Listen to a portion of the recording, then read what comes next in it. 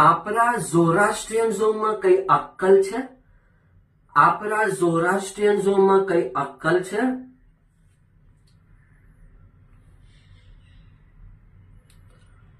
આ જે હિન્દુઓના દેવી દેવતા છે ને, હિન્દુઓના દેવી દેવતા એ શૈતાનના છે, શૈતાન તરફથી છે. એ દેવી દેવતા ઔરમઝદા તરફથી નથી. એ દેવી દેવતા હિન્દુઓના ઔરમઝદા તરફથી નથી, શૈતાન તરફથી છે.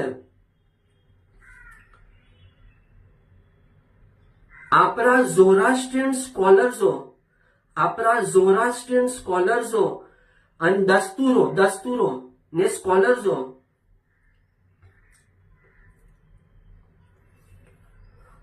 એ લોકો જૂઠું બોલે છે કે આપણા અવસ્થામાં જે દૈવા છે, દૈવા ને હિન્દુઓના દેવા એ અલગ છે, એક નથી. આપણા ઝોરાસ્ટ્રિયન્સના દૈવા જે છે એ શૈતાન છે, એમ કે.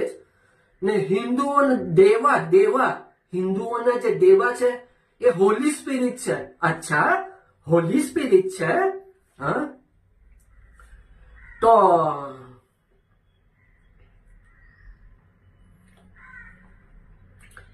ઝોરાસ્ટ્રિયન્સના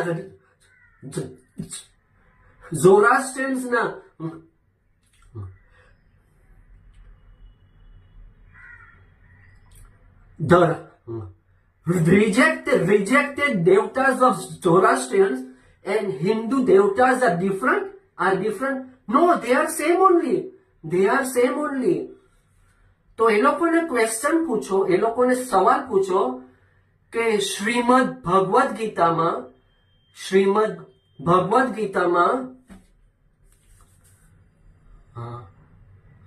the worship of devtas is rejected. The worship of the devtas is rejected in Srimad Bhagavad Gita. તો શ્રીકૃષ્ણના ભગવદ ગીતામાં જે દેવતા છે તે અલગ છે? તે એક જ છે ને બધા? Prophet Zarathustra rejected the worship of the devtas. Sri Krishna also rejected the worship of the devtas. તો એ હિન્દુ દેવતાસ છે, એ હિન્દુ દેવી દેવતાસ છે, એ લોકો અલગ નથી. તો એ દેવી દેવતાસ જે છે શૈતાન તરફથી છે. તો ઝોરાસ્ટ્રિયન્સની આત્મા ઉપર જશે તો